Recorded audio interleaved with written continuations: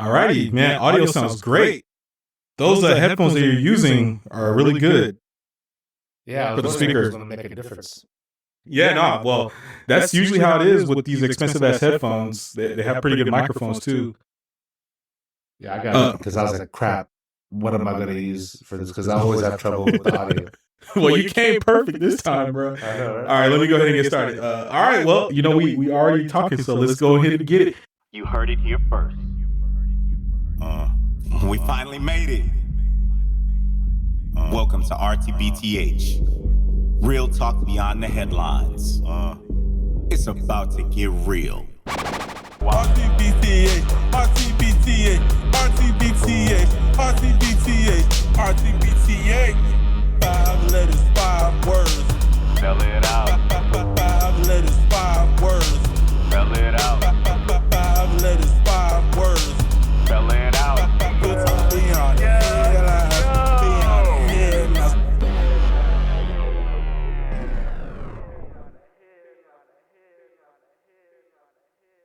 Man, this is hashtag RTBTH, real talk beyond the headlines, going back to our roots, talking sports, and we have a very popular, very well-regarded, very esteemed guest coming back, and it's just you and me today, Parodies. Herschel is on duty, fatherhood and husbandhood duty, and so it's just us today, but we got some things to talk about. We have some excellent topics to cover. I want to say something first, which is that our podcast that we did in April, it was called Fatherhood. Please check it out. One of my favorite podcasts. We had the basketball expert Will and Herschel, super co-host Herschel, who discussed their experiences becoming fathers and being fathers. But I would be remiss if I didn't acknowledge that Parodies was the first father on RTBTH. That's right. We talked about you being a father, but it wasn't like a fatherhood podcast. But the first person who was a father officially on this podcast was you. So can you give us a quick update about fatherhood? Yeah, it's the same thing, constantly talking, nobody listening, constantly reminding myself. Nobody cares about what I think anyway, but then when they always ask me what I think, it's amazing.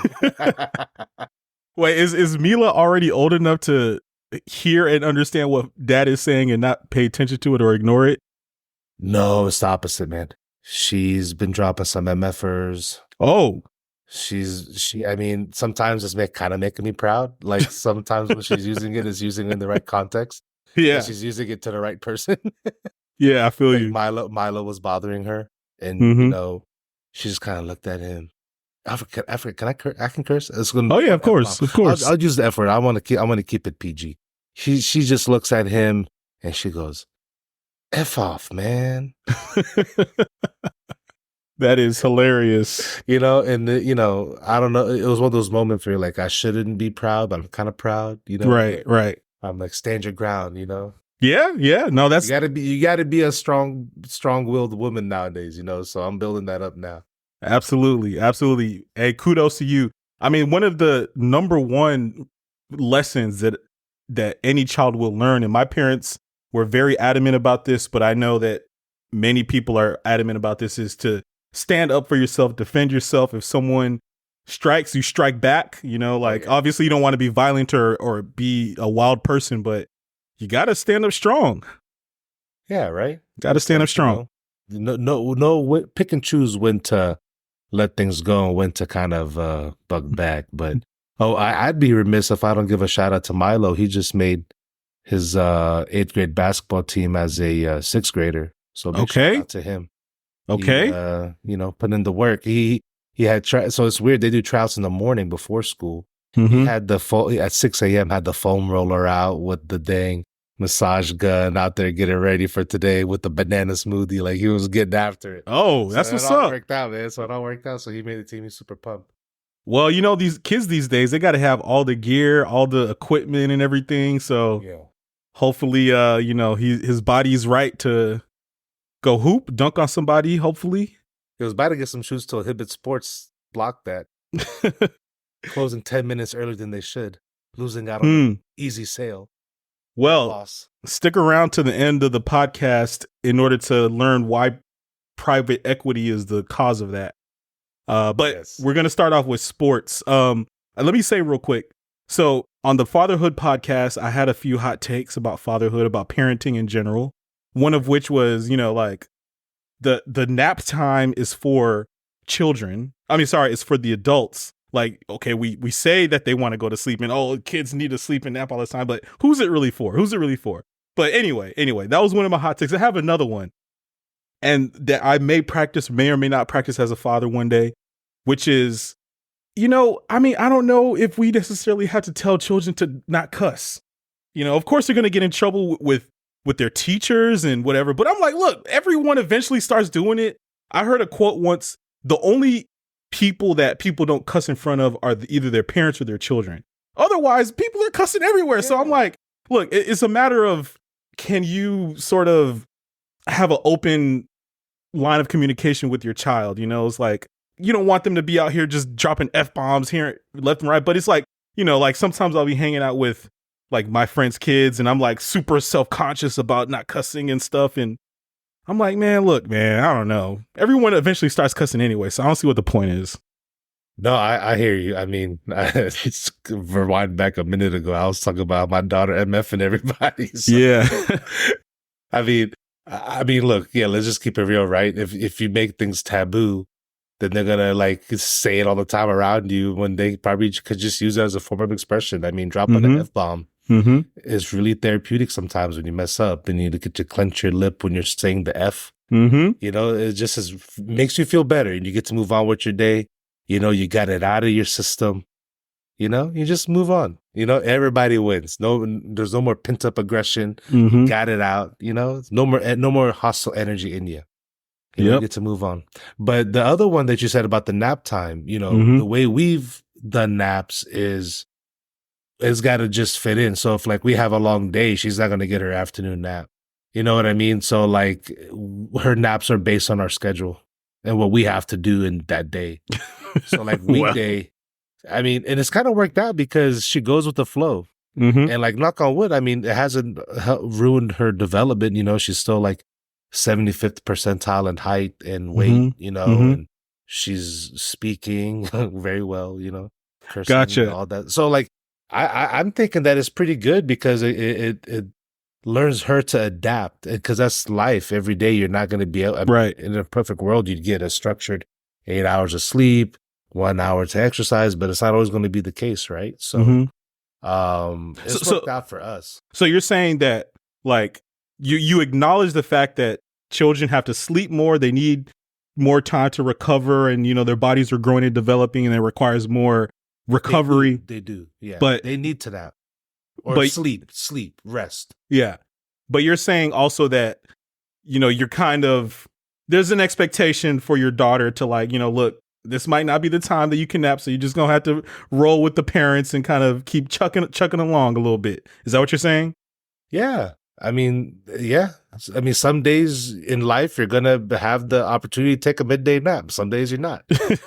But the thing is, though, when she does have and I do this with Milo too, like on Saturdays, I let him sleep until like 10, 11 o'clock, whatever, depending on what time. If he goes to bed at like midnight, I'll let him sleep in because he's like in prime growth phase. Yep. And what else is he going to do? He ain't going to be waking up and writing a scholar. He ain't a scholarly person. He ain't gonna write a novel, right? So just let him sleep and let that be the productive way of him growing, right? So when she does get a chance to sleep, I let her sleep, right? Like Sunday, she was with her grandma the day before. My wife was out of town. Shout out to Hirsch because he's a good husband. He dedicated the night to his wife, coming back and take care of the home. I had five dudes here last night when my wife got back from her trip, and she hey, look, she was just looking at us like, okay, that's what I come back home to. So shout out to him, man. I got some things to learn from him. But she basically and I had to have an early morning because I had to drop Milo off Monday morning for his basketball tryout. So she had to wake up at like 6:20 in the morning for me to drop her off to school and all this and him to school. So, but luckily she went to bed at like 7:30 because she was up the whole day doing whatever. And she slept like a baby from when she fell asleep in the car to when she woke up at like 6:20. Gotcha. No crying, no nothing. So, I mean, you know, kids are very, what's the word? Resilient. You know, Yep. so you can't put them in styrofoam and bubble wrap. You got to let them get after it, you know? Man, that's exactly how I feel. But that's how I feel in terms of like the communication thing. Like another hot take I had was like, look, I'm gonna just try to tell you as possible, as possibly, I'm gonna try and tell you as good as I can as an adult, the realness of the world. You know, like if I get asked a question, like obviously things can't be inappropriate. You know, children are not gonna understand things, but I don't want to lie to you. You know, like I want to be straight up. So yeah, kids are resilient.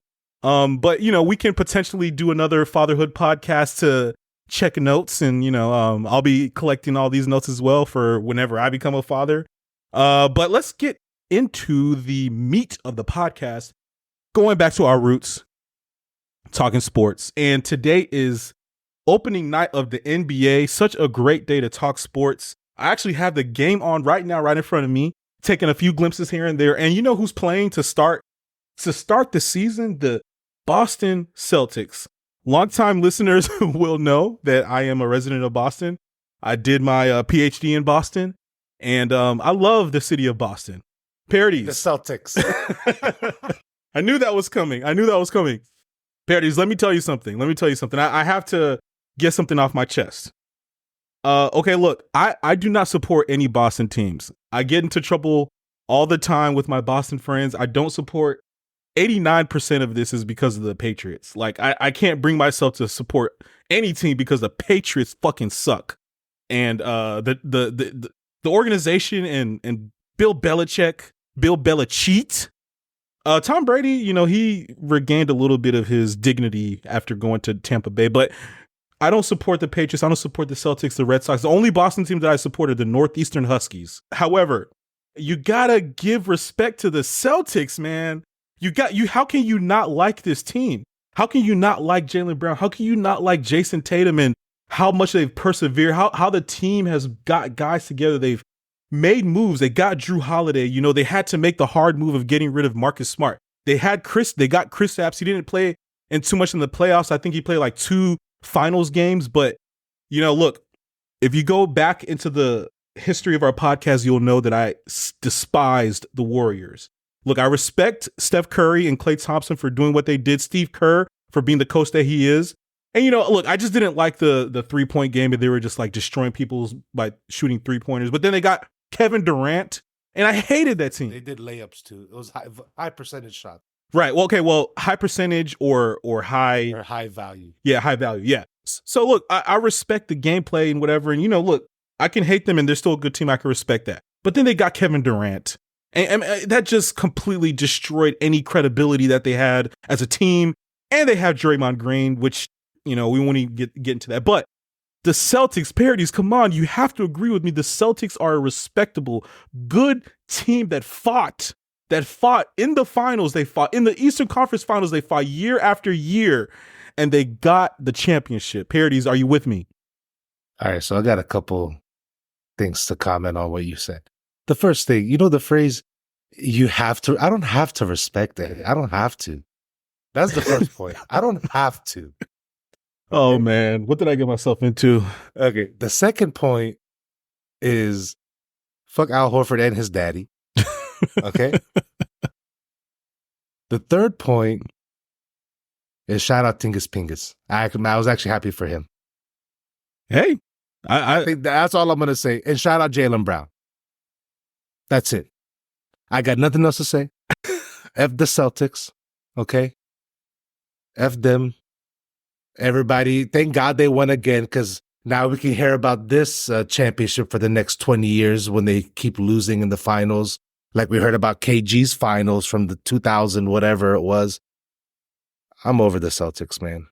So boring. Jason Tatum looks so weird when he shoots. So weird. You know, I mean, yeah, F them, man. I have the cup of Joe Johnson crossing up Leon Poe or whatever his name is, Leon Powell, whatever his name is in the playoffs, man, and making them touch the ground. So I'm never going to give them any respect, but I will give respect to Jaylen Brown and Tingus Pingus. Okay, fair enough. Fair enough. I do like Jaylen Brown. I do like Chris Stapps. I like Jason Tatum too. Drew Holiday. I mean, they got good dudes. You know, gotta show love and respect to Coach Mazzulla. Wait, am I? You know what? I take it back. Mazzulla is awesome. He's funny. He's so funny. And then, like, he had the clip where somebody was talking about, oh, y'all had the Holy Trinity or whatever, right? And he was like, oh, Jesus, Mary, Joseph. He's such an oddball character, man. Like, every day he has a quote that just makes me laugh, and I'm here for that. I'm here for Joe Mazzulla. You know, individually, everybody except for Al Horford and his daddy, they're cool on the individual standalone. Like, they're not hateable players. Like, you don't really hate them, you know? But just the Celtics organization, man, just like, ugh. Look, I feel you. I feel you, man. Like I said, I'm no Celtics fan. Like, if they, you sure about that? Well, there may be a little bit of affection for them in my heart, but I'm not like a diehard. I'm not more or less in the Patriots because we know that you're the biggest Belichick fan. You just oh god, this is like one of those like love hate, like you. Oh no, he's so lame, but then you end up no. I've always despised him. In fact, you can ask Herschel, you can ask Ehi. I bought all of them and a couple other people Bill Belichick shirts, and it's like an image of him. Sort of, he has a deflated football. He has a camera, like a video recording camera. Because that's how I feel. No, Bill Belichick this sounds like Republicans and gay people. You know, you guys hate them, but y'all they're the number one members on Grindr. They talk about him so much, but you know, number one consumer, man. You know, it's okay, man. I know the front. I know you're going super hard, and you're like, man, you know, look, great. That was a funny analogy, good analogy, but no, fuck Bill Belichick. Fuck the Patriots. It's the Celtics. Look, you got to respect what they did, but I understand. The stain of the Patriots, the whackness that is the Patriots franchise, it unfortunately extends across the entire Boston sports ecosystem, but we'll put that to the side for now because, like I said, it's opening night. The Celtics are playing the New York Knicks. The Lakers are playing the Timberwolves, I believe. I mean, basketball's back. You know, this a wonderful thing. And, you know, we'll get into the Falcons and the NFL a little bit later. But I actually, you know, I'm not the best with staying on top of the happening. So that's why you're here. You are the ATL sports expert. So, you know, let's certainly cover the Hawks a little bit. Number 1 overall draft pick. I don't know this guy's name. I don't know how good he is. Please tell me. Let me know what's really good. But just to start off, like, what are we looking at in this NBA season? Like, are we talking about the Celtics repeating? Anybody exciting? I mean, you know, we got Bronny James coming into the league. LeBron is 40. What's really good with the NBA season, Parodies?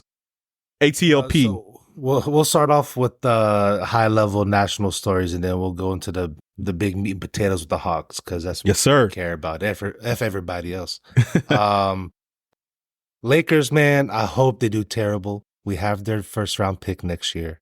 Okay. This is, and we'll get into it a little bit later and talk about the Hawks, but it is hopefully going to be a lottery pick, because the West is so stacked. Man, I'm not a big fan of LeBron, man. I'm on the anti-LeBron train now. What is that a new thing? Too much. I'm too much. That's too much. He's too much for me, man.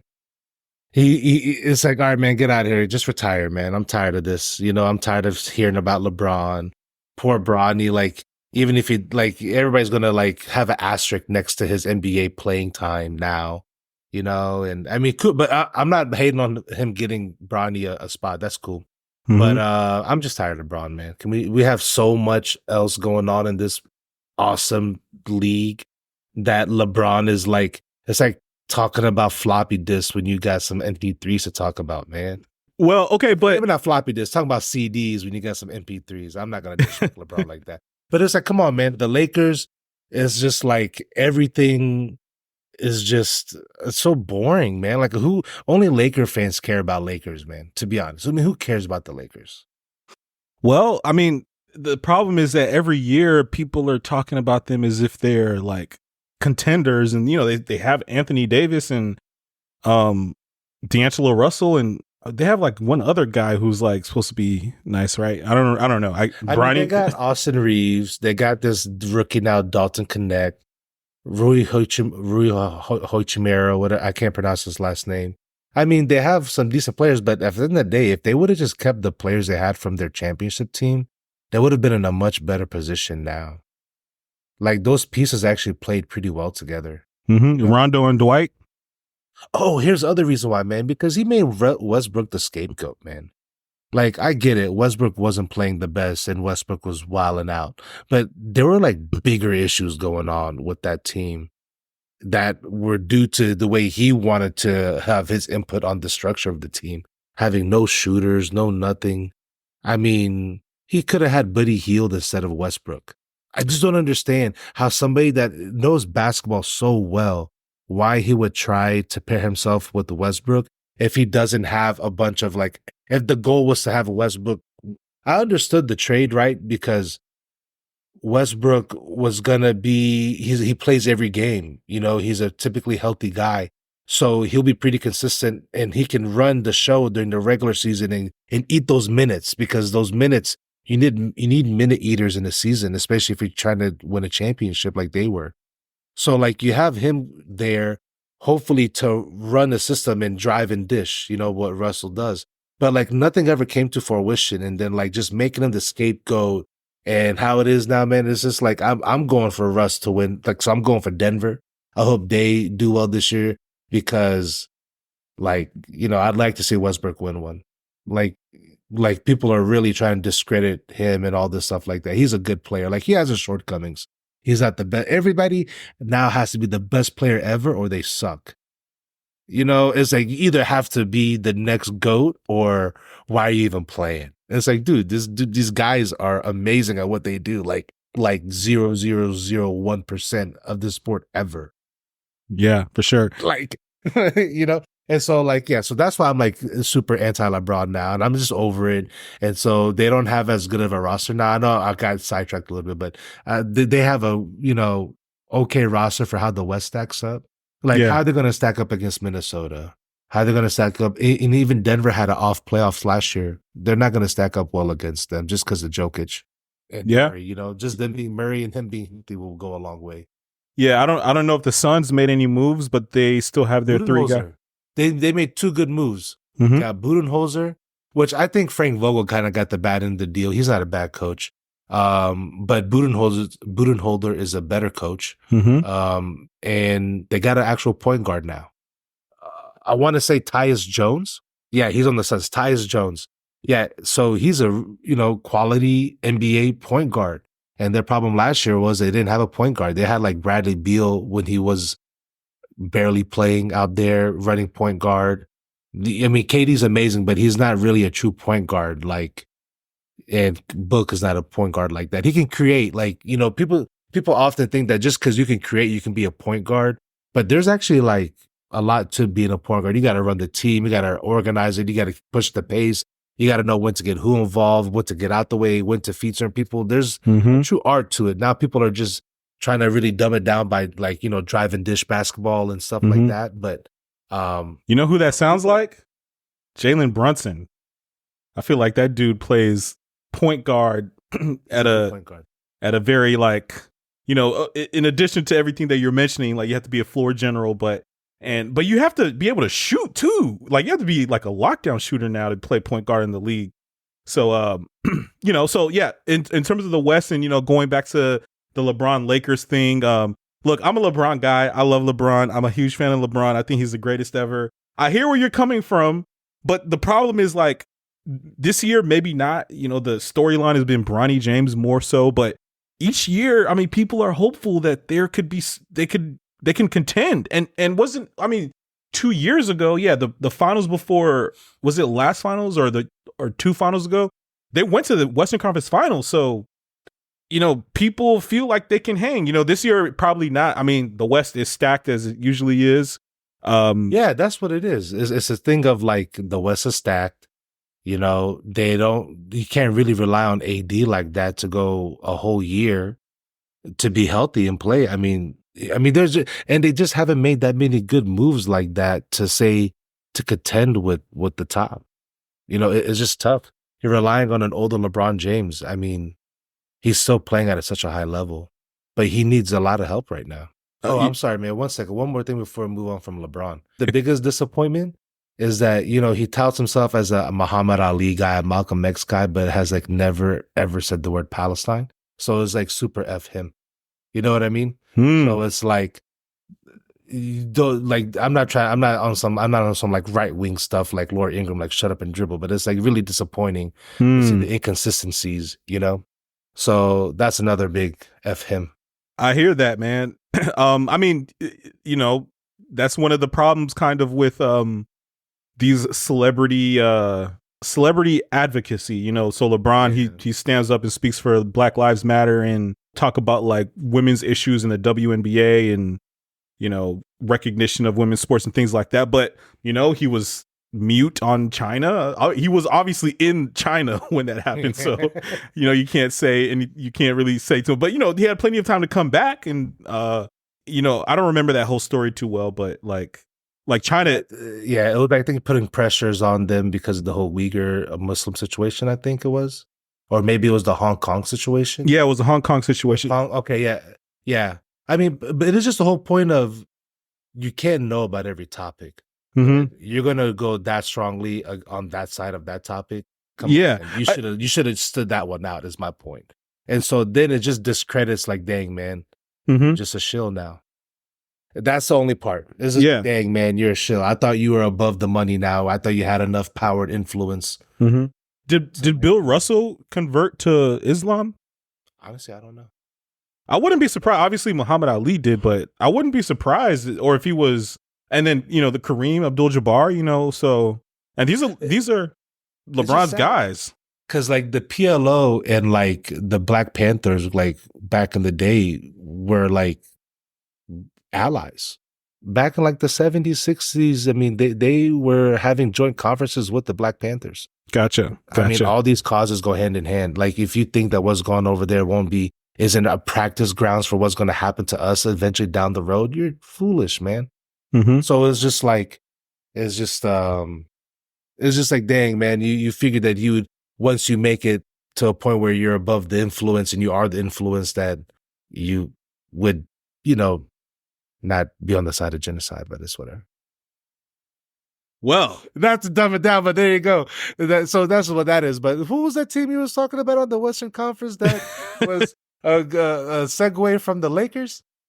The Spurs. The Spurs. Yeah. Okay, well, perhaps we can have a more nuanced conversation, because I mean, look, I honestly didn't really have the most robust understanding of the conflict until October 7th, 2023, and it seems to make people go crazy. It seems to make people go a little insane, in a way that I haven't seen before. So I think having, more nuanced, reserved conversations possibly is one way to. Yeah, man, there's no nuance to it, man. There's just, it's very black and white, bro. but if you don't know, right, because they've done such a crazy job of controlling narratives and stuff like that. But this is the one positive of social media. They couldn't control TikTok. They couldn't control those things. So videos have made it out. These other independent media outlets, you can't blind everybody now. So that's the one positive of social media. So there's not much, who actually been getting a lot of slack lately is Ta-Nehisi Coates. Yeah. Is that he wrote a book about it recently. He's been doing the whole PR tour. Yeah, I've seen the consternation he's stirred. Yeah. I mean, you know what? He does a good job of stirring it, man. He gets the conversation going. So you respect it, right? And so it's it's there. It's just if you're willing to, because literally, if you really sit through and you hear both sides, and you see what's happened, you just pull the facts out. It's really, and if you do that, it's really hard for you to be like, okay, yeah, I'm on Israel's side. Like, it's very rare. It's very, very rare. And if you do, okay, that's cool, but you're going to be in the minority on that. Like, I mean, there's just countless things. I mean, it's so much. It's so much that, like, just even going back literally from the end of World War II, you know, and starting from there to get to this. But then, you know, they'll have to make up a narrative. Oh, well, 2,000 years ago. Right. So it's like back and forth, this kind of things like that. But it's like, if you can stay above the like talking points and like they always want to bring the conversations down to like, you know, the low ground and like get people mad in their feelings. So I have a lot of respect for people that can stay level headed when they're talking about this stuff. Because I can't do it. That's why I try not to get involved with it in terms of like, I just let it be. Like, I'm not trying to change anybody's mind on it, because in my mind, I'm like, all right, man. But like, it's I have a lot of respect for people that speak about it calmly and don't let, because the whole thing is it's like happens with any side when you're dealing with like the oppressors. They're going to try to poke you and get you agitated and then point the camera on you when you're agitated when they're not showing them poking you, right? And so it's a whole tactic to make you discredit. How they made Bernie Sanders look like a crazy man. Well, right, but really his policies aren't that radical. You know, he's not really trying to eat people. It's like he's just trying to control Wall Street a little bit. Which I think, you know, everyone can get behind. Right. I mean, I think things are going spun out of control, right? So everything is spun a certain way. And so like, I have a lot of respect for people like him that can stay level headed. You mean Ta-Nehisi? Yeah. Because I mean, I'm sure there's been things he said in the past about things that I don't know everything he said, but I'm sure there's things I disagree on. But like, just to be able to be level headed and like, because you could be like, I don't know if you've heard of Norman Finkelstein. I'm familiar. Yeah. I've watched a lot of his stuff on YouTube. He's aggressive. He'll be like, in terms of like, he'll just really discredit somebody real quick, and I don't blame him, because he's like literally done the work and done. I mean, he's written books. Yeah, people will try to read Wikipedia stats and try to use that as like a thing. And right. I don't blame him, because he's in the thick of it. Like, right. Like I've seen him do, you know, like he does a bunch of interviews, which I think is great, because he breaks down that information very well. I mean, he is obviously on one side, which is fine, you know, but he presents a very systematic argument. But like, I remember I was watching one, and he said that he had read the like, I forgot the organization that had brought down charges on Israel, but he said he had read the report twice. I'm like, bruh, people are reading like the fucking New York Times to get their information, and you're reading the whole report multiple times. Like, you know, so I got respect for the way he approaches this conflict as well. Mad respect to him, man. It's yeah, you know, it's tough, man. He's literally been like, you know, black sheep in his country and stuff. But you know, I don't understand. It's kind of like how the whole cop situation is, right? If you're telling me every cop is good, you're lying to me. You're ridiculous. You're literally just hard-headed, right? And it makes everybody's life harder when you don't hold the bad ones accountable. Absolutely. Right? So like, you're making literally, it's like making the block hot, right? It's like literally like the cartel, when some random cartel people killed some people that were driving through, they literally said, hey, we're sorry, they shouldn't have done that. And they literally gave some people that did it to the authorities and said, I'm sorry, that shouldn't have happened, right? And so it's like, there's no accountability. So like, as a Muslim growing up in the post 9/11 era, it's like, when a terrorism attack happens, you're like, damn, you know, when they try to put it under Islam, it's like, no, man, that's not cool. We don't condone that. That's not okay. And it's not a representation and stuff like that.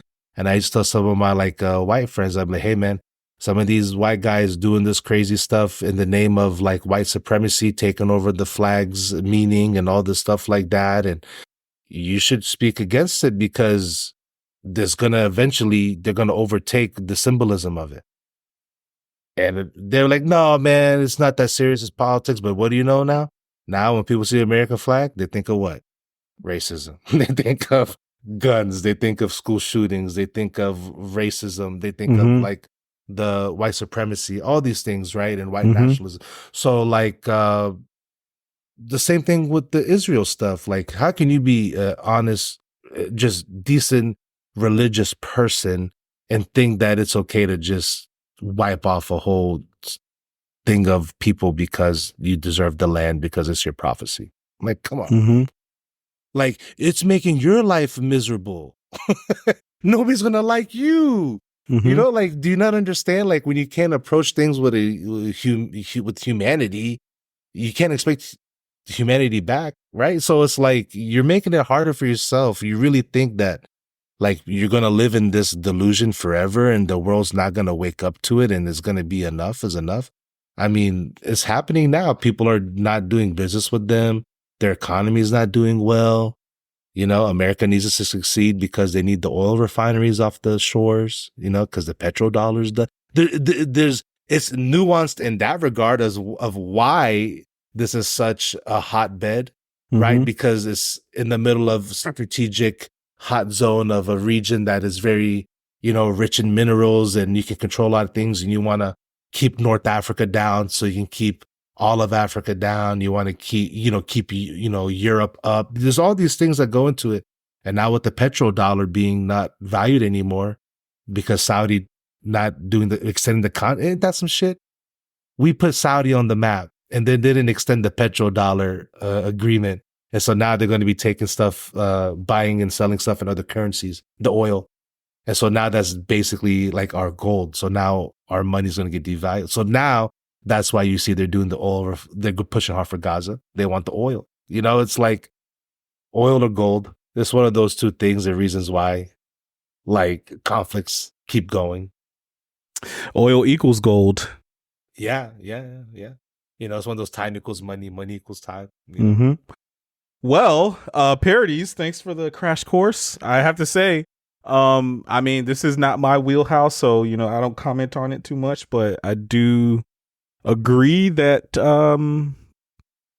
people should not genocide. So yeah, I mean, I think it's just to that point, man. It was just like beyond the pale. Cause I was growing up in this media, like as well. Like I dated a Palestinian girl, and that's when I really woke up. And because I heard it from them, you know, like there were some people that they knew they're Iraqi too, you know, and like, so when you really hear like, yo, that's what's going on over there, like you really are ashamed of like our military and stuff, you know, and you feel foolish because you actually believed that growing up, right?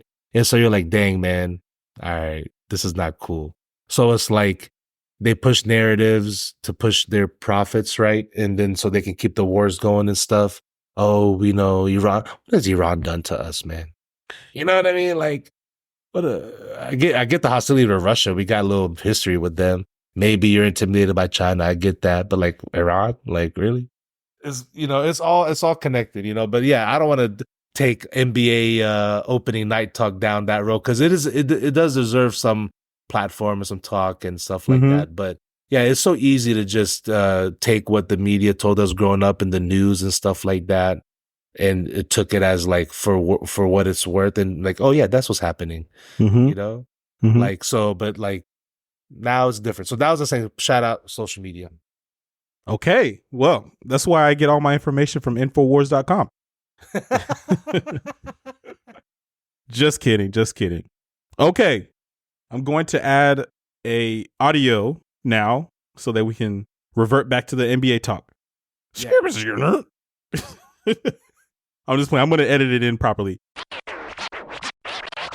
Okay, so back to what I was saying. What I was briefly discussing the San Antonio Spurs because you had mentioned that everyone has to be basically a GOAT now in order to be like taken seriously. But I had seen a headline about Victor Wemby saying that he was basically going to be the best player in the league this year, which is very possible. And I hope, you know, like I like him. I like the way he plays and he's a baller.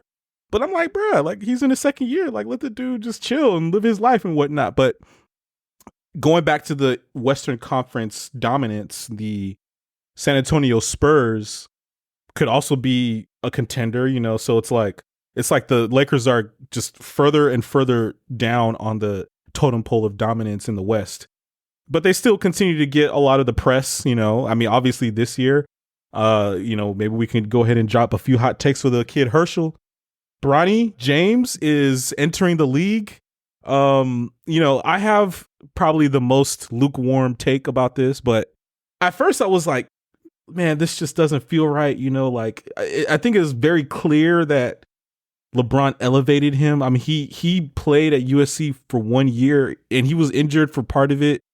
You know, he had a cardiac arrest. I was gonna say he had a heart issue, with big deal. Yeah, like so it's not an Achilles or an ACL, but you would think that NBA teams, if he was not Bronny, they would probably consider that a risk factor and require another year of college ball before he became drafted.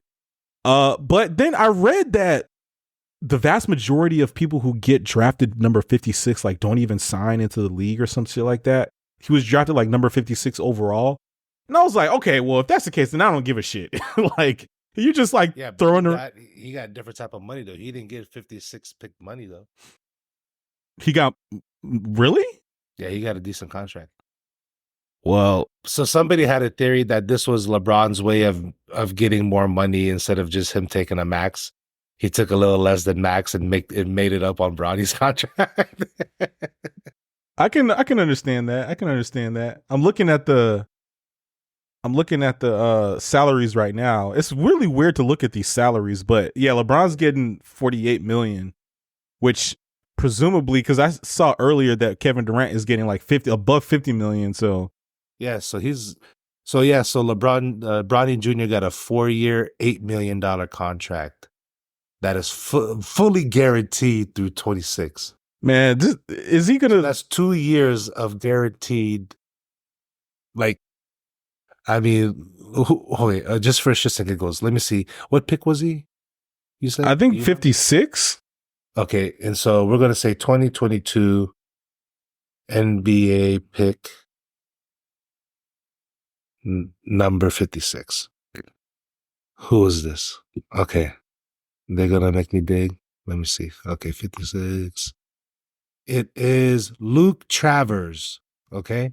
Mm-hmm. I don't even think he signed a NBA contract. Okay, so let me just tell you some of the people. Literally, I don't even think I could tell anybody that signed the NBA contract. I'm going from. I mean, we have. Oh wow, he did get a pretty good Bronny because I'm looking at. I'm trying to see other people. Like everybody here, I don't even think they signed an NBA contract. Right. Well, I mean, my understanding is that most people who get drafted that late don't even enter. Like they don't wind up signing a contract. They're going to be on two ways. You know, they're going to be doing that kind of stuff. Yeah. What is a two-way, by the way? I hear it all the time. This is how much I'm not tapped into sports, even though two-way is basically when you're a player that is going to go spend time between both the G League and NBA. Oh. So, okay. But you don't have to be on a two-way contract in order to play in the G League. So like for instance, rookies are on their rookie contracts, but they'll play in the G League. So it's kind of like, you know how they have like mid-level exemption, like veteran minimums and these like different tiers and stuff like that. So it's just like another category of pay. Yeah. Yeah. So like I said, if that's the case, because what you hate, you just don't want you don't want Bronny to get drafted when someone could be more worthy. But it turns out people who get drafted that late, like, don't even really, they don't sign deals, or maybe they'll sign a two-way or some rookie minimum. But yeah, 4 years, $8 million. Yo, that's a pretty good deal for some dude getting drafted 56 or whatever number he was. I will say, it appears, I guess, what we did learn from this Bronny phenomenon is that, like, he probably should have was never good enough to actually play in the league. It's like, if he was not LeBron's kid, so he's getting drafted number 56 overall, which means that he's barely good enough to get into the league, which means that maybe if he stayed for 4 years, he could be drafted in the first round, but that wouldn't necessarily equate to like a long-term lucrative career. So I'm like, I guess he's just his body type is in the prototype of how he plays is going to be like Gary Payton Jr. type, high level athlete, going to be great defender, can run the floor with you, maybe make some athletic plays, and hopefully develop a 3-point shot. And and if he does that, I mean, you can make a 10, 12, 13-year career out of that, So, I mean, he does have LeBron's genes, so he is going to be a crazy athlete, right? Yeah. So, well, grew up in it, knows the thing. So I don't know. I think it's just the expectations. It's just I feel for him. It kind of feels weird for him. I kind of feels like I'm sure he's having troubles with it too, because I'm sure he knows. Yeah. He knows what people are saying and all this stuff. Well, the thing is that he's known this. I mean, so this is what I'm trying to get at, is that he's probably known this for years. I mean, he's probably known since like the 8th grade, 10th grade or whatever, that he wasn't really going to be a dominant NBA player. So, I think this, obviously the story is being played out. It is NBA opening night. So we will find out for sure for the first time tonight when the Lakers play the Timberwolves at 10 p.m. But I'm excited to see how that trade goes for the Wolves. F the Lakers, man. See, over here with this Lakers. See, you're the reason come on. why we don't have great NBA shows, bro. Look, I mean, come on. You're going to sit here and tell me Bronny James, first night in the NBA playing with his dad, Ken Griffey Jr., Sr. and Jr. are going to be there? No, Ken Griffey Jr., Sr. Ken Griffey Sr. and Jr. are going to be there. This isn't hot, interesting NBA talk. I think if I'm the Griffeys, I wouldn't want to be associated with this bullshit. I don't want to devalue them actually being a legitimate father-son duo with this nonsense. Junior earned his stripes. He did. The real deal. That he did. You know what I mean? So it's like, I don't know. I don't want to hate on a 19, 20-year-old kid. So it's like, yeah, hope he does well. I don't want him to suck or nothing, There's so many better storylines than the last guy on the bench on the Lakers, Like, if we were to really to say what it is, this is the last guy on the Lakers bench, right? Like, why are we giving so much time to this guy? Yeah, but it's Bronny's dad. Wolves, I get it, whatever.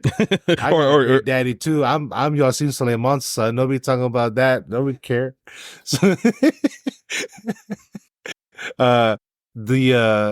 the Wolves, man, they made that change. I wonder how Randall's gonna play with them, because he's a ball stopper. Because Cat, he at least can, play off the ball a little bit better. Randall, he kind of likes to operate on that post, the free throw line.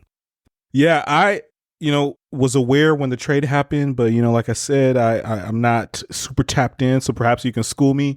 But I mean, why make that trade? You go to the Western Conference Finals. I don't remember. They got bounced pretty easily, right? Like the Mavericks kind of gave it to them, didn't they?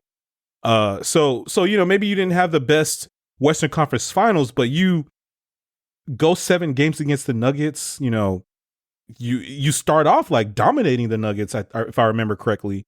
Like, why change it up? I think Cat's salary was a killer.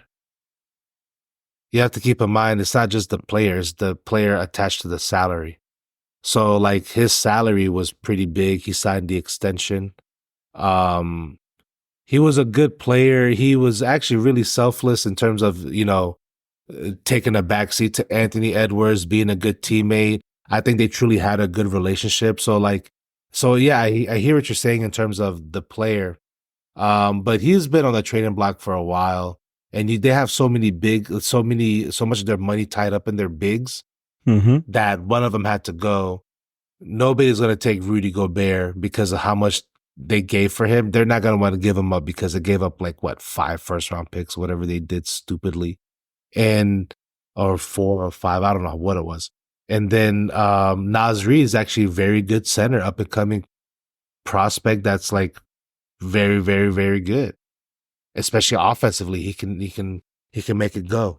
So it's just too much money tied up with Cat. So it's and then also on top of that, apparently, which I don't know what Julius Randle's contract looks like, but maybe it's less than Cat's. Yeah, it's probably less than, I don't know, to be honest. Well, I am probably because Cat probably did hit the All NBA teams, and so he probably did get super maxed and stuff like that. So his contract probably is higher than Randall's. Well, I'm looking at it now. Cat is making 49.2 million with the Knicks. Julius is not making anywhere near that much, probably. Okay. So it's a salary cap move. And also Julius Randle played so their coach Chris Finch was the offensive coordinator for the Pelicans the 1 year Julius Randle was there. When he got traded as part of the Anthony Davis trade. Chris Finch was the offensive coordinator, so he actually had played really well, and they got a good relationship. So I think they brought him back over to also because they have a good, some good history, good salary cap move. And Julius Randle is he's a tough guy. Yeah, well, so Randall is making 33 million. It's so crazy. I've never gone this deep into NBA salaries, but he's making 33 million. But I'm looking at the salary now. I forgot about Rudy Gobert. He's making 43 million. Anthony Edwards is making 42 million. So if you have the 49 million on top. Look up Nas Reed's contract. 13. Oh, his is 13? Yeah, well, that's what it's saying for this season. 13 million. So, that's a good deal. That's a hell of a deal for them. He could have, but they have a crap ton of players. Like, you have Mike Conley making 9 million, DiFincenzo making almost 12 million. Oh yeah, that's the other part. Jaden McDaniels making fire. He's a great player, man. Oh yeah, so they picked him up from New York, right? Yeah, so it was him and Randall for Cat, I think, and I think that was about it. Yeah, and both of their contracts together is not equal to Cat, who's making almost 50 million. Yeah, Cat now I want to look up the NBA contracts ranked. NBA players' salaries. Of course, Stephen Curry making the most in the league, 55 million. Karl Anthony Towns, number 9 with 49 million. So, but wait, you're not talking about the Jaylen Brown contract. Has that kicked in yet? Well, yeah, Jaylen Brown's 49 million also for this year. So here, how about this? We're gonna do the average annual value. I think that's what AAV stands for. Yeah, so that's how much is. Okay, cool. So that's like basically it divided by the years. Okay. Yeah. So like the number one player is Joel Embiid with 64 million per year. What? For 3 years. That makes no sense because his contract, his number now is 51 million. So that means he's going to be making like. But so that's his salary cap number. So the salary cap number is different than the value of their contract because they'll also put as much as they can into the signing bonus because that won't go against the cap, and so that gives them more room to play with. Oh, like in the NFL, what they'll do is they'll like restructure contracts to like convert a big portion of a player that has a big yearly hit and convert that to a signing bonus. That way, it reduces the cap hit. But then there's also like some negative effect to that. But that's like a little Band-Aid you could do if you need to like create space. Guess who's Jason Tatum, number 2. Guess who's Jason Tatum was number 2 from last year? I think this is active. This is their current contracts. This is on Spotrac.com. Gotcha. I'm looking at ESPN.com. Guess who's number 27 making 40 million? Ben Simmons. Oh my God, what a fleece, man. He's fleeced them. Man, the greatest getaway in sports history. Anyway, all right, so let's go on to the East. Crazy? Trae Young's average annual salary is $43 million. Yeah? You think that's too low? That's crazy. No, that puts it in perspective for you, Yeah. All right, so let's go ahead and move on to the Eastern Conference. Matter of fact, I'm looking at the game and it looks like the Celtics won, so good for them. I mean, it's not like I don't care. You don't root for them or anything. I don't care about the Celtics, but I saw your mood slightly go up. Look, I would like to see the Celtics and the Bucks go at it in the playoffs. I'm over the Bucks. Oh, I'm tired of them. They still. I mean, they. I don't remember how they finished last season, but they still have a lot of firepower. They lost in the first round. Well, second, they didn't do too well And there was a lot of like the whole Damian Lillard not playing with them that much, him coming in a little out of shape, the Chris Middleton injury. Yeah, Got some stuff going on. And then their whole by the way, Adrian Griffin, I mean, I don't want to speculate on rumors, but this is alleged. It's like so basically Adrian Griffin was the coach of the Bucks last year, beginning of the year. He's the father of AJ Griffin, who was a Hawks player that was actually a very good 3-point. Like he had a very good rookie year. I think this year was going to be his 3rd year, I think. So 2 years ago, his rookie year, killed it. Awesome player, was shooting like high 30% from 3. And he may even shot like low 40, but I want to say he was high 30s, which is very good for a rookie. Very, very promising. And then basically his nephew passes away. Weird situation where Adrian's or AJ? AJ's nephew? Yeah, which would be Adrian's grandson. Right. Yeah. Okay. Right. And so we're talking about, so now we'll put it back on the Bucks coach, Adrian Griffin. His grandson passes away under his supervision when he was basically like spending the weekend at his house. And the mother is basically like claiming like negligence type deal, and is like suing the father and the family for the death of the child. It's like a whole bunch of like, weird stuff. Like she has like screenshots of text messages, interactions, and all these things like that. And so there's just so much going on because they're like huge Jesus freaks. Like they love Jesus. You know what I mean? So that brings me to my next point, right?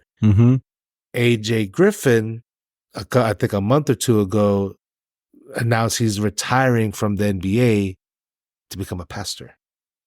Oh, geez. Well, he's like, how old is he? He said this lifestyle is not conducive. The NBA is not conducive to the lifestyle he wants to live. Blah, blah, blah. Oh, he's 21. Oh my God. And he got drafted in the first round. So he definitely had plenty of game in him, man. And somehow, some way, the Hawks traded him for like a 2nd round pick. And then a month later, he retires. Yeah, we trade him to the Rockets. Wow. Well, yeah, so sorry to sidetrack. So I'm over the Bucks, man. They got a lot of weird energy going on over there, man. The whole Adrian Griffin situation, him getting fired, Doc Rivers coming in out of nowhere. Yeah, so that's who Doc Rivers replaced, Adrian Griffin. Yeah, and the messed up part is he was a consultant for them at the beginning of the season. Okay, well, look, we like conspiracy theories. Point. I'm gonna consult you to replace him. Right. Right. I mean, look, we like conspiracy theories on RTBTH. So did Doc Rivers somehow manufacture the death of that child to create? No. Exactly. Come on. Oh, come on. Look, can we? All right, fine. Can I indulge in my conspiracy theorizing here? You can indulge. Okay. Well, did Doc Rivers manufacture? All right, never mind. That might be a little bit too extreme. Well, those are the best kinds of conspiracy theories. Also, I mean, but really though, how did Doc Rivers weasel his way into that job? They were playing okay. I think they were number 2 or 3 in the Eastern Conference Finals. They were not dominating, but like, what was the point of? Well, the year before they had Coach Bud, and they got rid of Coach Bud, right? They fired him because they lost in the playoffs. And then they replaced him with Adrian Griffin, who was already on the staff, I think. So he was interim and then got elevated? I don't know if he was interim. I don't know if they let Coach Bud go at the end of the year. Yeah. Which was pretty jacked up because during the playoffs, Coach Bud's brother passed away in like a crazy car accident. Wow. And so Doc Rivers has been planning this for a good 3 to 4 years. Dude, see how much weird darkness is going on there? Look. And poor guy had to coach through that. Then he ended up. So there's just so much weirdness going on over there that I'm just like, man. Okay, well, perhaps maybe the Bucks are not going to be exciting this year, but they did get bounced. I'm sure on the court they'll be good. Hey, well, that is a lot of dark energy to get through. But I would like to see Lillard and Giannis do well. I mean, to me, they feel like such a perfect duo. But they did get bounced in the first round by the Pacers.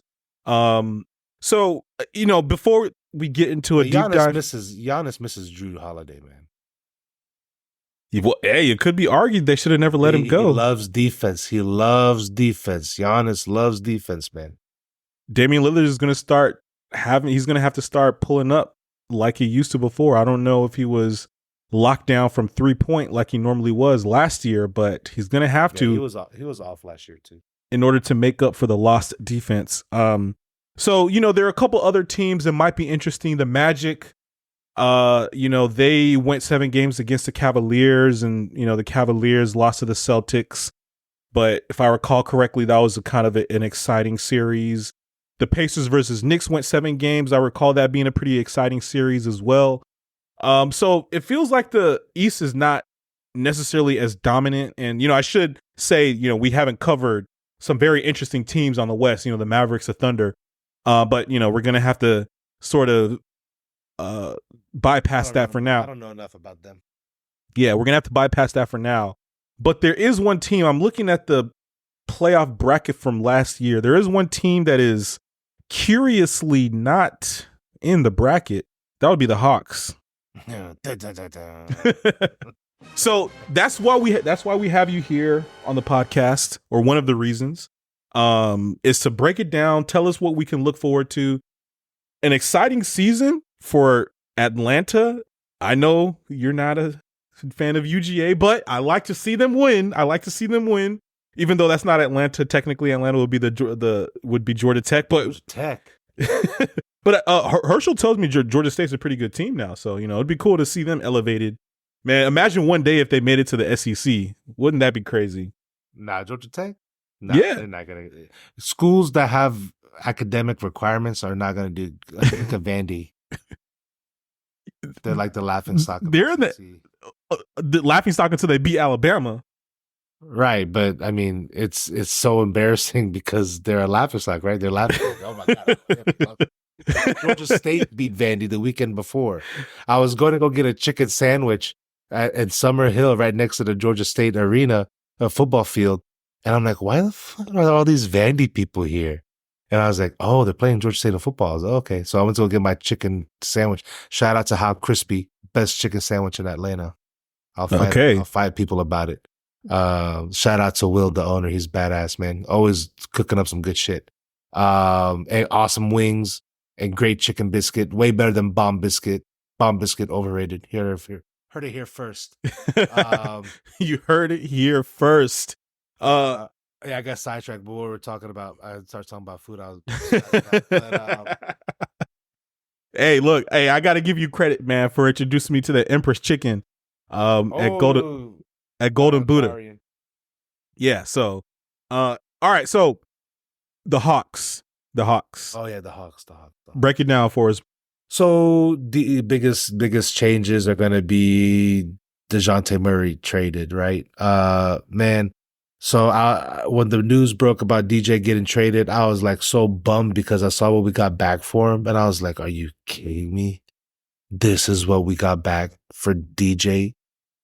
And if things rarely do this to me anymore, especially when it comes to sports, but it really soured my mood for I was about to go out to eat with my family, man. How do you ruin me going out to eat with my family? Somebody literally has to die in order to ruin that for me. Mm-hmm. And it was ruined by the news of this trade because I was like, "Who the hell did we get back?" But upon further, thought, I mean, and actually now how DJ's reacted after the trade and how he's like just talking mad shit about Atlanta, and I was like, now I don't have to stand in the corner anymore. What? On the wings, I can actually go back to what I do by making people better and or running the team. And all playing point guard basically. Yeah, playing point guard basically. But he fails to realize the biggest shortcoming he had for us was his fucking defense. All right, that was the whole point of why we gave up 3 first-round picks for his punk ass. Okay, and so.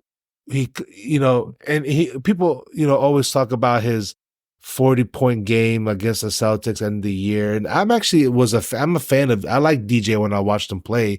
I like the way he played on the court. I truly do think he's a like true leader and has a good like FU mentality and all these things like that. And I don't think he truly hates like Trae Young or any of the players or anything like that. But I mean, they're going to be in for a rude awakening in New Orleans because he didn't play any defense. Maybe it's because he wasn't sized on the point guards because he had to play the 2 guard when he played with Trae. So now he's guarding the 2 guard instead of guarding a 1. So he's not guarding these smaller guys anymore. So he's getting exposed continuously. So he was just getting exposed left and right on defense. And so that was our biggest problem was defense. We had like so many people that could score on the team, and he was one of them, but he did it in an inefficient manner. And he would literally dribble for like 6-7 seconds and then take a long 2-pointer. Right. And so, I mean, he really valued the mid-range game, and he was pretty solid at like kind of doing a nice sort of crossover around the foul line and getting to his left hand and shooting that. But all that being said, what we traded him for, we weren't getting. So all that being said, again, to what we got back in the trade, we got back Larry Nance. Can you search up what the trade is real quick? Yeah. I am looking at their roster, looking at the contracts. This Zachary, is that how you say his name? Or Zachary is it Richichet? Richichet is not Zachary. No, I'm kidding. Okay. Yeah. Okay. Sorry. Go ahead. Yeah, but he got $12 million in his first year rookie deal. Like, damn, dudes is getting paid. Pick. So think about that. Is that his per 1 year or is that his total contract? I think it says salary.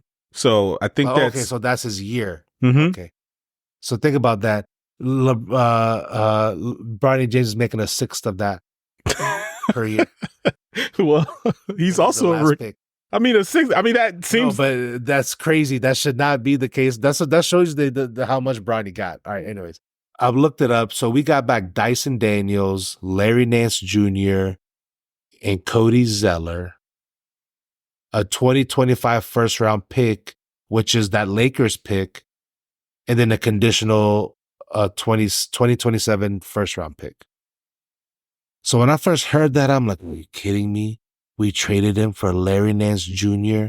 and 2 first round picks? Like, you got to be shitting me. And at that time, I thought that we gave away 4 first round picks, but what it turned out is that it was 2 first round picks and I think 2 second round picks, or a second round pick that we sent off for DeJounte Murray. So when you do the math, we basically get back 2. So all in all, we lost 1 first round pick from this DeJounte trade, which is all good, all things considered, because that was the biggest thing about this DJ trade is that we gave up so many first round picks for him and for so many picks for him that like it really like screwed us over.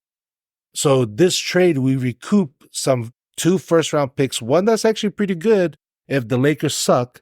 And this it's the Cooper Flag year, Ace Bailey. They got some really good athletes out there. So you do good in that regard. Larry Nance Jr. is a very respectable big. You know, he's going to go out there and give you, and we needed some big play. Cody Zeller, I wish we could get rid of his contract. I don't want him. And then here is the wild card. The biggest, I was like, who the fuck is this guy? Dyson Daniels. Dyson, that's my boy. No, I'm kidding. I don't know who this guy is. Right. I didn't either. Nobody knew. Okay. If you're a real like NBA crazy head, like NBA head, you would know him. I'm not that level. All right. I don't know I'm not into the game like that. Mm-hmm. But once we traded for him, I looked into his, what he's about. Come to find out, he was basically kind of stuck behind the Pelicans, great wing defenders. They had Trey Murphy, Ingram. Ingram's a solid defender when he wants to be. And there was another, oh my God, I'm blanking on them. But they have another Zion? guy. No, not Zion. He's not Trey Murphy.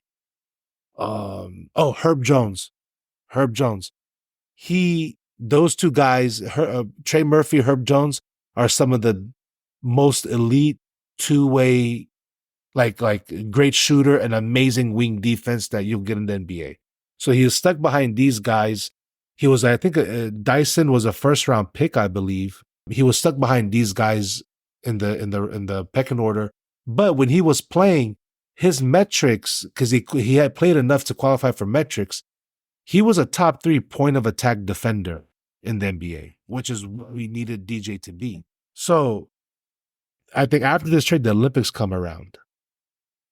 Dyson is playing for the Australian national team, and he is getting major minutes, and he's out there being a menace against Team USA.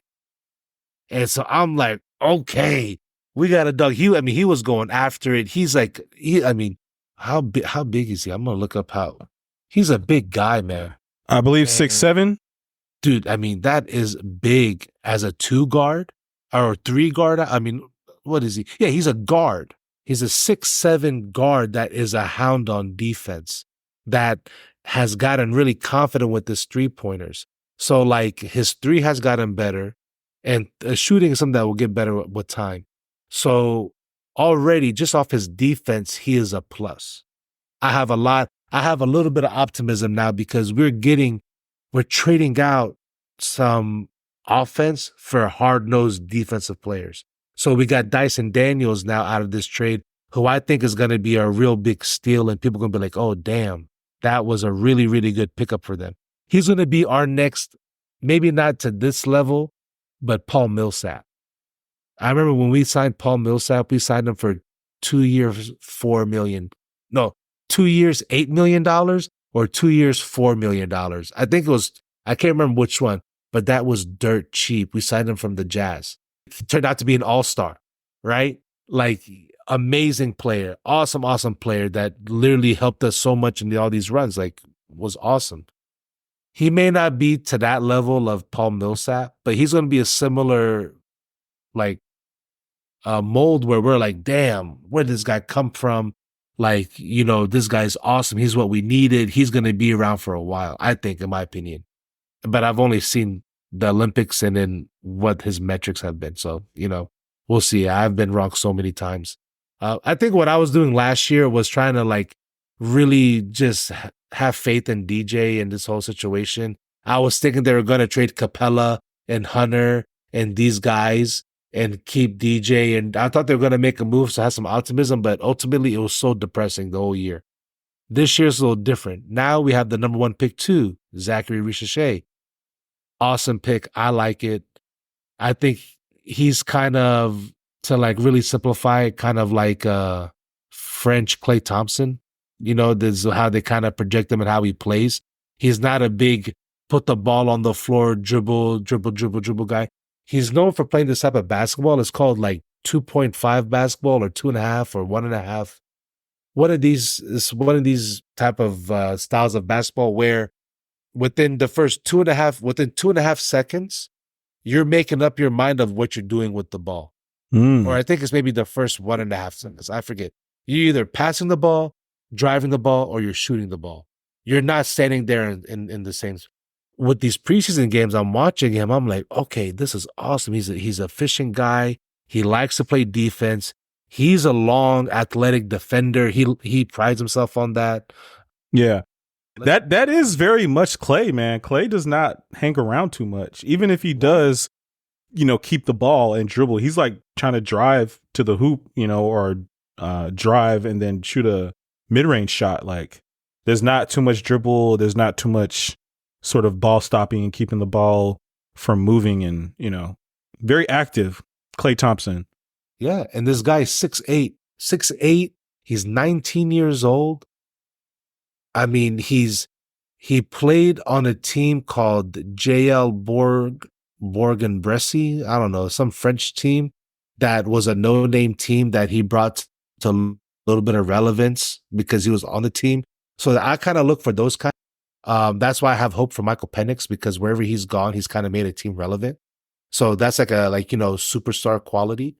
Yep. I'm not saying ZR's a superstar, but it shows that he's an impactful player and he's good.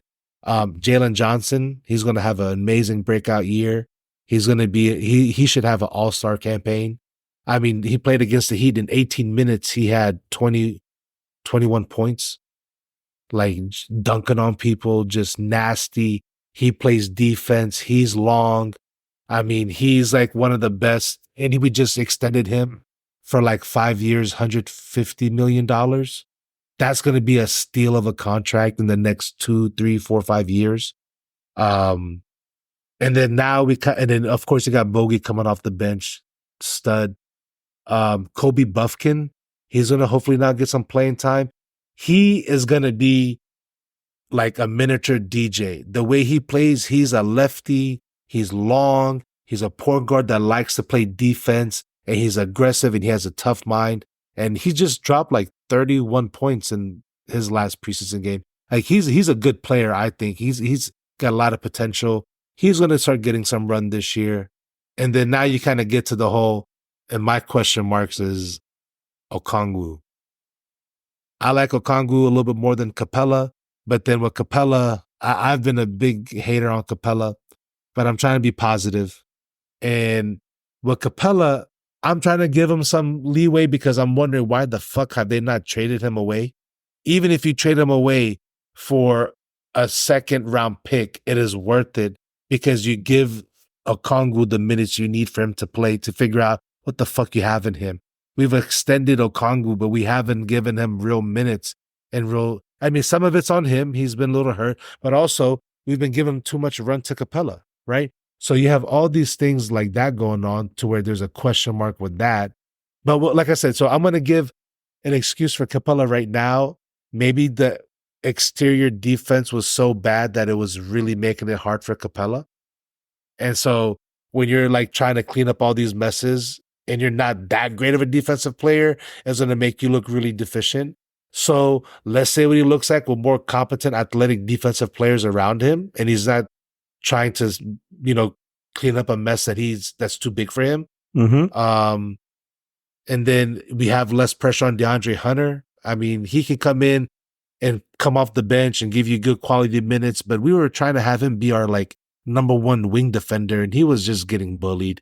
Like, that's not him, And people keep acting like there's some hope for him, but he was like a 4-year player in college. There is no real potential there. What you got from him as a rookie in second year, that's kind of what he is, right? People keep expecting him to break out, but he's like 26. He's like the same age as Trey. Is he? Yep. But he's also the same age as John Collins, who we think is so old and needs to retire. And people are like, oh, he's washed. He's like a year away from John Collins. But why do we think he's some young prospect? Or why do people think he's some young prospect? I don't get it. So Big O, he needs to get some legitimate, more meaningful playing time. Let's see how that pans out. I hope it's good. He's a good defensive player. He's like a good, strong, thick guy. Not to be weird, but he's not some like skinny twig. He can hold his own. He can battle against Embiid, and not just be thrown around, because that's who you have to get through is through Embiid if you ever want to do anything. So, hopefully we can trade one more good trade, bundle up Hunter, Capella, somebody else, and get them out of here and get some type of rotation player that can do something. But I'm a little bit optimistic. And then now we get back to giving the ball back to Trey. I mean, the metrics were showing that last year, all the time that DJ was here, with both of them on the court, it was a negative rating. With DJ on the court with Trey off, it was less of a negative rating. But with Trey on and DJ off, it was a positive net rating. So say what you want. Trey's going to play effort on defense. He's going to prove a lot of people wrong. All these narratives that people keep pushing. It's amazing how funky-ass Halliburton, the fucking corniest, funkiest motherfucker in this fucking league, okay? So lame. Biggest front-running ass bitch in this fucking league. I'm a big Halliburton hater. Okay. He does 1 year playing some gimmicky fucking offensive style where they're running and playing and scoring, but can't play defense. And then who was it that they played in the playoffs that they should? The Cavaliers? Was it the Cavaliers? They played somebody else where I think the Knicks. The Knicks should have beat them handedly, but they took it to like 7, I think, or something like that. So that's making them look better than they were, but they were fucking flailing out in the playoffs. They barely survived up until the Knicks were fucking around. He has one good year and they're like anointing him, and they're shitting on Trey averaging 27 and 9, and his career in his like 6-year NBA career, like that's something to sneeze at. And it's like, oh, but Halliburton, did you see he skipped down the court after he made that goofy looking fucking 3-pointer? And the fucking way he talks. Fuck him, man. Fuck Halliburton. All righty. Well, I have to say I don't know too much about this guy. I see that he like made it also. Yeah, I think he made like a But I remember last year in one of the series, I think the one against the Knicks, in which I think he was injured, but I remember there was a lot of hype, and I was like, all right. I mean, like I said, look, I honestly, I mean, it's too many games, man. I can't watch basketball like, consistently enough in order to like sort of follow. But no, I know, man. I know it's a lot of games, it's a lot of action, man. Yeah, but I was like, I don't know who this Halliburton guy is. Like, how is he so hype? I was just keeping up because of everybody was shitting on Trey, and I'm like, y'all are hyping this fucking guy up?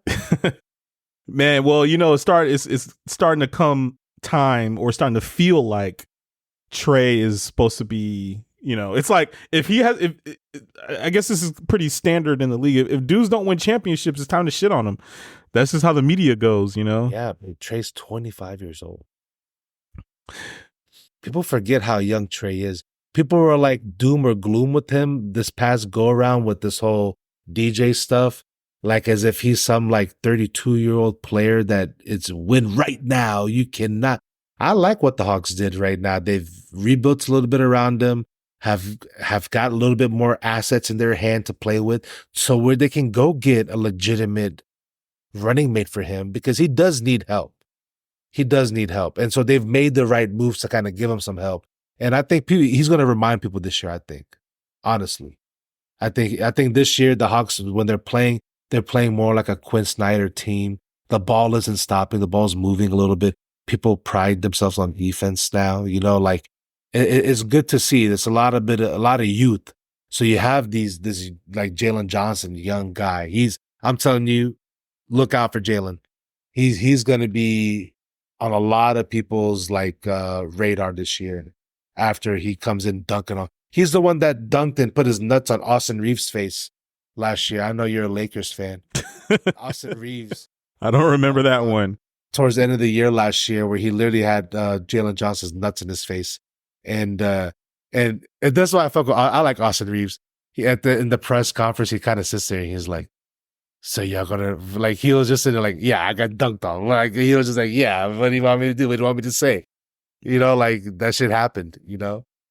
Yeah. Well, the Hawks, I feel like they've kind of been up and down these past few years. I mean, honestly, they've kind of been down. Up and down. There's a lot of down, not much up. Well, they went to the Eastern Conference Finals like 3 seasons ago, and oh, bro, that was so long ago. I think that was 4 years ago.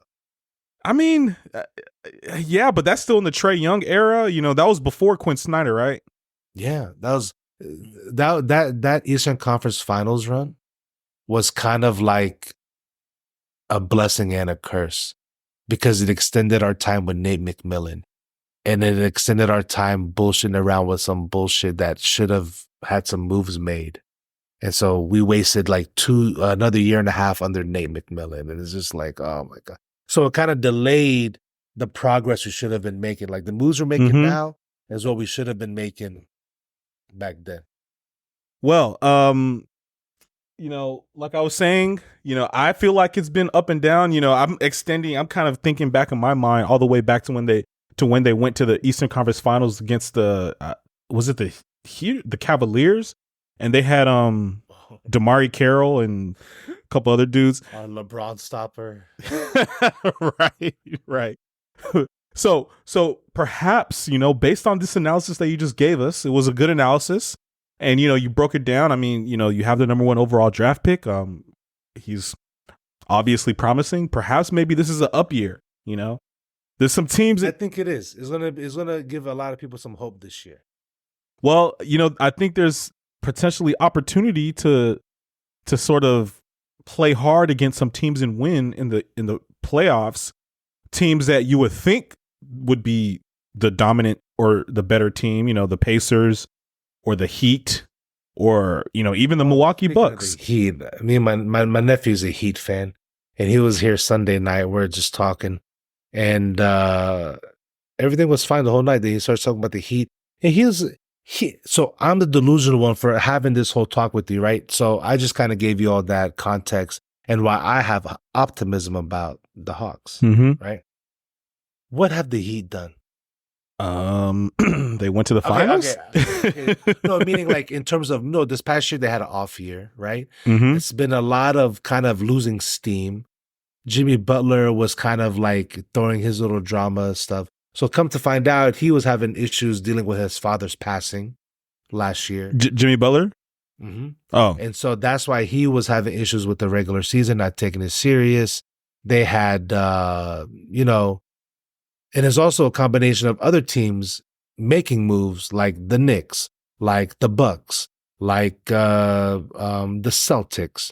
And it's also how they didn't get Dame Lillard, right?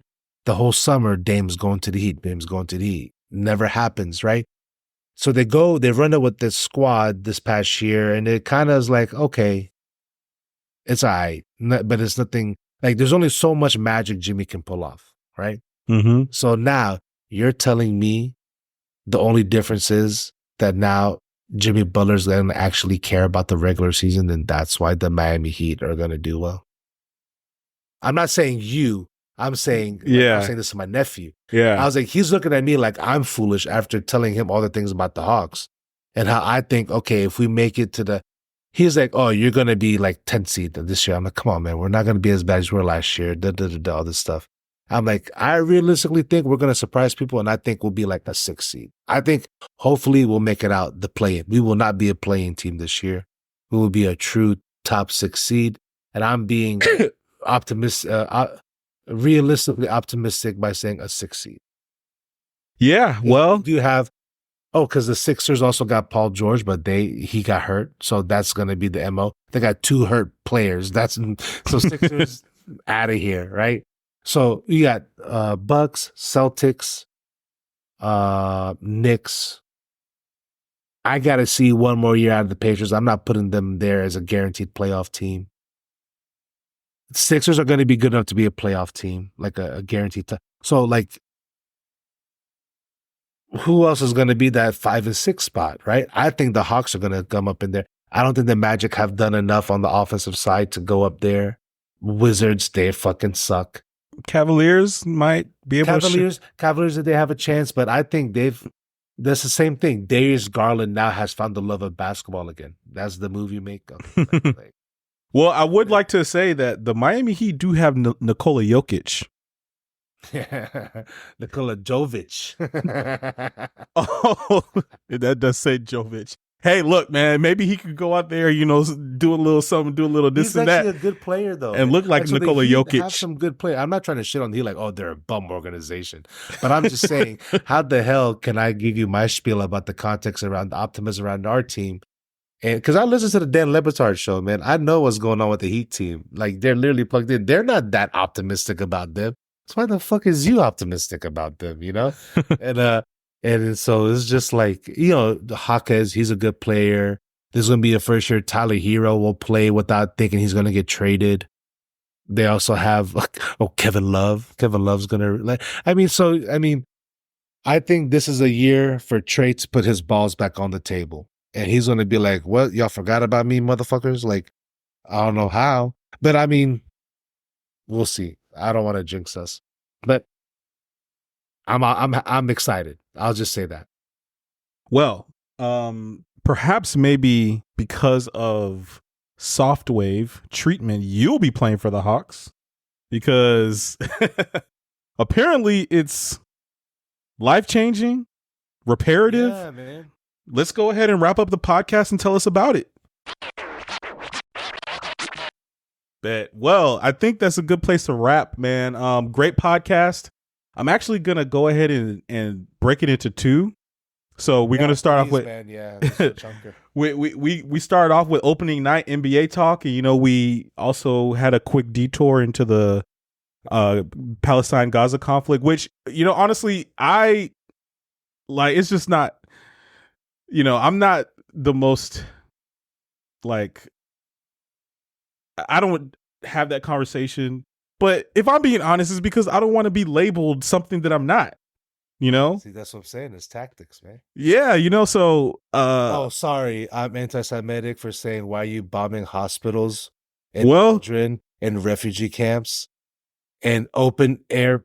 So you tell me to come over here to clear out the area you're about to bomb, and then you bomb the area that you told me to go to, even though I'm doing what you tell me to do. Yeah, but the thing is, it's like homophobic. It doesn't matter what you did, or racist. It doesn't matter what you actually did. It's just as soon as that comes out of someone's lips, it's done. You're done. It's over. It's a wrap for you. And, at some point you got to have a backbone. But like, you know what? At some point, this is. I mean, they're bulldozing babies. Yeah, people.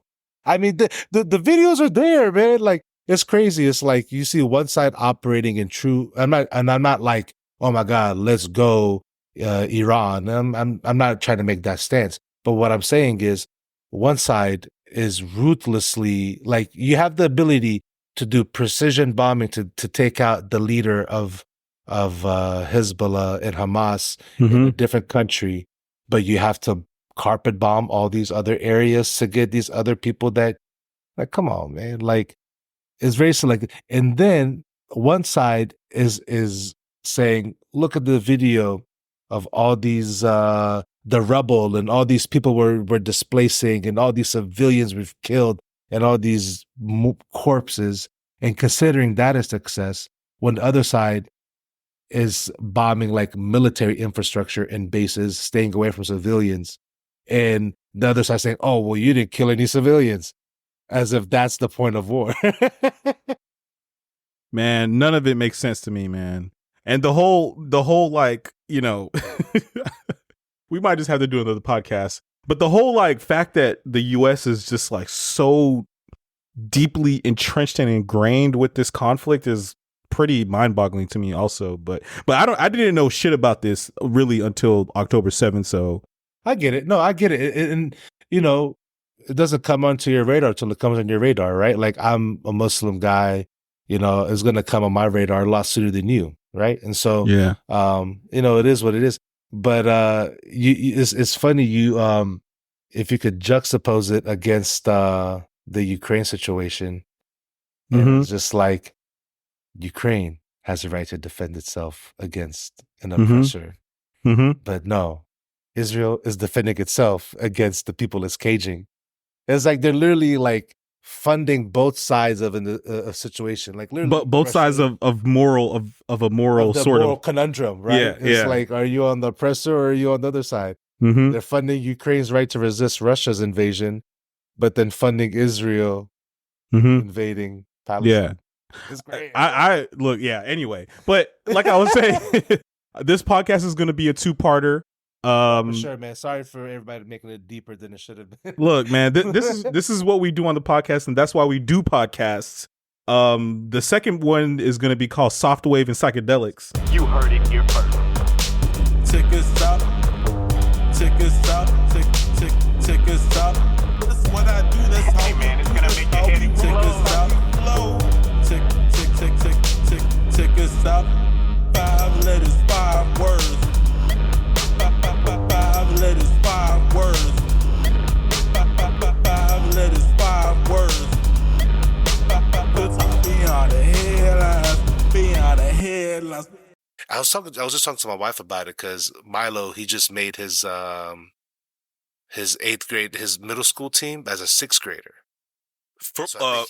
He's playing basketball? Yeah, he's playing basketball. That's a bet. He made the teams, yeah. So he was like super pumped. So I was like, all right. I Googled that. I found some Anthony Edwards red ones that he could wear, like a mile away off Beaufort Highway at a Hibbett Sports, and it closed at 8. We get there 7:50.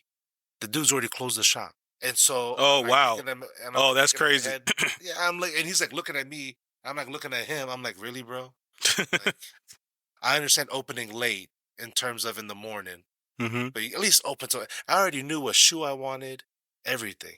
And so I was Yeah. talking to my wife. I was like, it's a shame, man, because like nothing will come of this because like everything is owned by private equity. Mm. So like all these things that we use that are franchises and brands and stuff that like impact us are like rounding errors to these like big private equity firms that own them. Yeah. Yeah. So like something catastrophic has to happen for them to care. Or you have to be like a huge part of their portfolio, which nothing really is because they diversified the hell out of everything, right? So it's like Hmm. nothing ever matters. Well, I don't know too much Not about. to add to your doom and gloom. Well, I don't know too much about private equity, but maybe we can sort of circle back to that at the end of the podcast. But I've been reading more about it, and I don't know what to think. It's like on one hand, it's just like anything else in this sort of financial ecosystem that we have, but on the other hand, people make it sound like it's just truly like satanic.